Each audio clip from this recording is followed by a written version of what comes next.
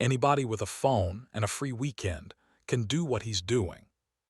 Trent Kessler said it into a microphone, smiling at 200 people under the Heritage Fair tent.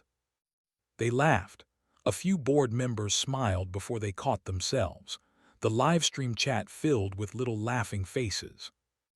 And beside the workbench, an 11-year-old boy named Jonah Renner looked at the floor like the laughter had weight. His father, Cal, did not look up. He just kept his chisel on the line. That was what made Kessler smile wider, because he thought silence meant weakness. Then Kessler made the mistake that would empty the tent of every laugh in it. He chose the test himself. Same timber, same rig, same load. His modern joint against Cal Renner's one wooden peg. And 90 minutes later, the people who had laughed would be staring at that peg like it had spoken. The truth did not need a speech that day. It only needed weight. Cal Renner had been Cutter County's timberwright for 31 years. He cut mortise and tenon joints by hand, drew them tight with oak pegs, and built barns that were still standing after storms had taken newer ones down. He had also raised Jonah alone in the 2 rooms behind the shop since the boy was 3. The shop was not just a business. It was where Jonah's mother had painted the sign. It was where Cal's father had taught him to cut his first joint. It was the one place Cal still knew how to keep every promise he had left. And the bank note on that place was 2 months behind. One job could save it. The county's 100-year-old Grange Hall was failing, and the board had made the fair's joint trial the official test for who would restore it. The winner would get the contract.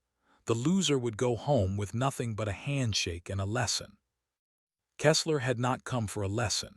He built modular barns by the dozen with a crew, a nail gun, a sponsorship banner, and a channel 500,000 people watched. He had paid to headline the fair. He had camera lights on his booth. He had a crew member walking behind him making sure every sentence became content. So when he climbed onto the demonstration stage, he pointed at Cal's bench like it belonged in a museum. "With respect, folks," he said, and the respect did not reach his eyes, "this is beautiful. It's also slow, expensive, and not how real builders feed families anymore. You can learn the whole thing off my channel in a weekend." The crowd heard a joke. Jonah heard a verdict on his father. His ears went red. He folded his hands behind his back. Then he stopped standing tall. Kessler saw it and kept going. "Craft is nice for fairs," he said, "but the Grange Hall needs a builder, not a hobbyist." Cal set his chisel down. He did not answer. That silence made the insult feel even louder. Then a man from the fair board stepped beside Kessler, kind enough to sound harmless and loud enough for everyone to hear. "Nobody would think less of you for stepping aside, Cal," he said. "There's no shame in taking steady work at your age."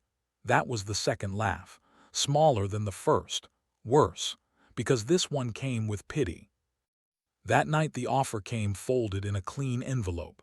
Kessler would take Cal onto his crew, steady pay, a truck, the note cleared by spring. All Cal had to do was let the Grange Hall go up the fast way, with his name on none of it. Cal sat at the kitchen table with the paper under his hand. In the next room, Jonah was supposed to be asleep. Instead, the boy's voice came through the wall. "Dad, is he right?" Cal did not answer. His pen touched the line. For one breath, he let himself feel how easy it would be to stop being tired. Then he heard Jonah turn over, still waiting. A signature would have answered for him. Cal pulled the pen back. The next morning, in front of the board and the cameras and the same crowd that had laughed, he said 4 words: "Run the joint trial." Every year, the Heritage Fair ran one event that was not theater. Nadine Cobb, a structural judge nobody in the county, argued with loaded timber joints from a steel gantry until something moved. The numbers were recorded. The tags were signed. The county trusted the result because wood did not flatter anyone. Cal asked for 2 joints on the same rig. Kessler could have refused. Instead, with the live stream running, He stepped forward and took control of the terms. A man who sells certainty cannot look afraid of a test. Same timber off one stack, he said.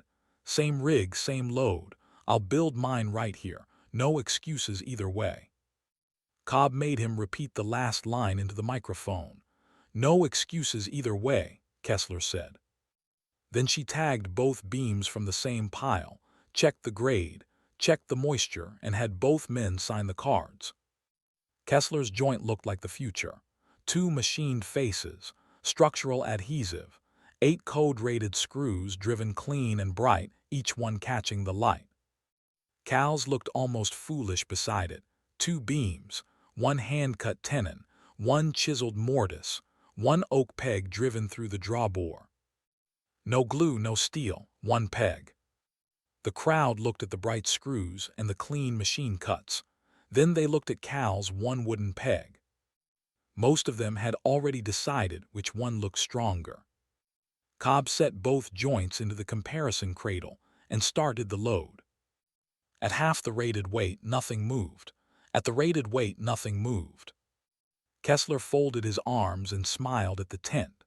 One of his crew turned the camera toward Cal's face, waiting for the old man to look scared. Cal only watched the wood, then Cobb went past the rating. The gauge climbed. A small sound came from Kessler's beam. Not loud, wrong, like a knuckle cracking in a quiet room. 1 screw sheared and skipped across the plywood floor. The bonded face opened like a book. The joint dropped, and the load slammed into the cradle hard enough to make the front row step back.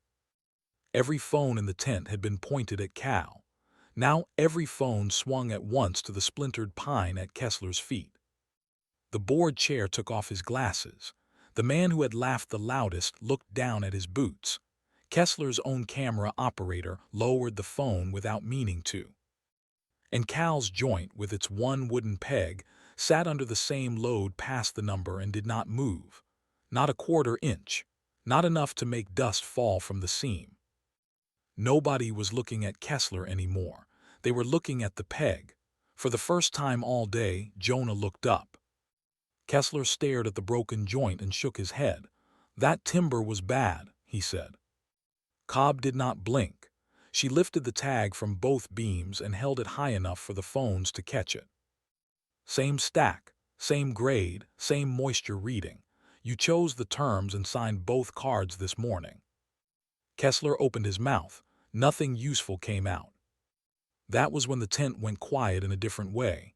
Not confused quiet, finished quiet. Cobb turned the microphone toward him. You called his work a hobby. On the record, do you stand by that? Kessler looked at the broken screws, then at the peg, then at Jonah.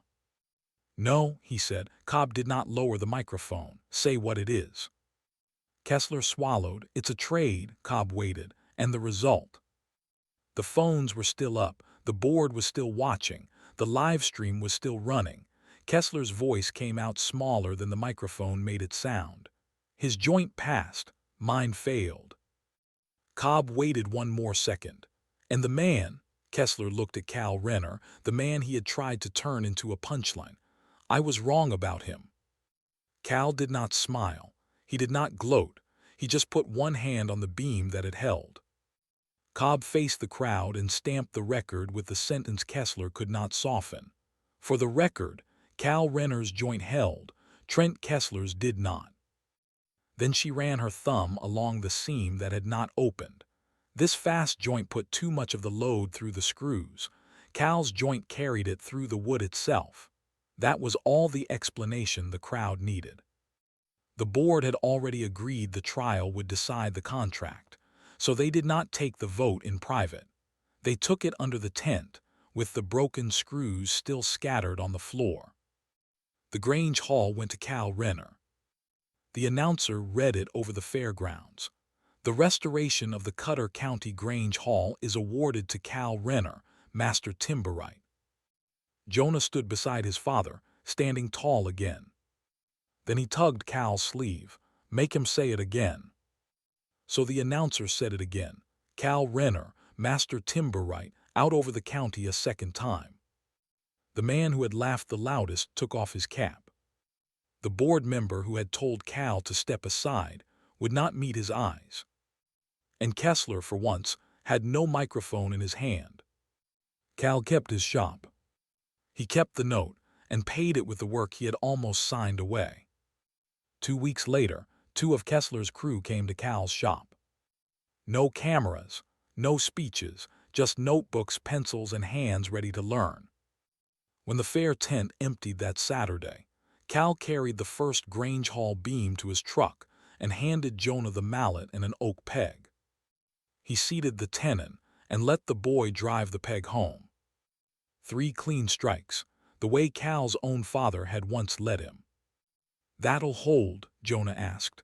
"Longer than either of us," Cal said. They laughed at him first, then the load decided, the laughing stopped. And a boy who had looked at the floor watched a whole county learn how to say his father's name. Nobody called him a hobbyist after that. So here's the question. Would you have taken the steady paycheck from the man who mocked you in front of your child, or made him test his words in front of everybody? Comment, take the check, or let the weight decide. And if you believe the truth should be said out loud, subscribe. Another story is coming.